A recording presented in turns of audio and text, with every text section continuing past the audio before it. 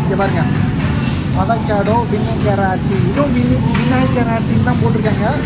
ஒருவேளை வினேகராட்டின்றது வந்து என்ன இது சாஸெல்லாம் அப்படி சொல்கிறாங்க போல். சரி இங்கே பாருங்கள், இது அழுத்தினா தான் வரும் போல், நிறைய ஊங்கிட்டாலும் பம்பா போகும். ஓகே, ஐயோ நிறைய தான் போயிடுச்சு. சரிங்க, அவ்வளோதான் நினைக்கிறேன், போதும் நினைக்கிறேன். காய் இருக்கு முன்னாடி.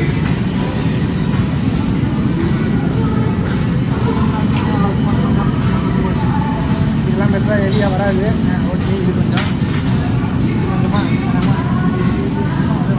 ஓகே முடிஞ்சதா, கொஞ்சமாக எடுத்துக்கலாமா?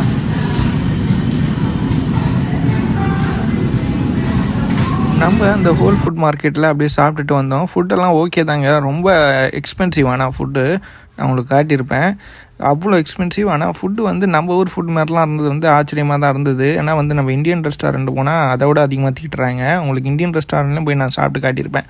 இப்போ நம்ம வந்து ஒரு ஹோல்சேல் சாக்லேட் கடையில் தான் இருக்கோம். இந்த சாக்லேட் கேண்டி எல்லாமே இருக்குது.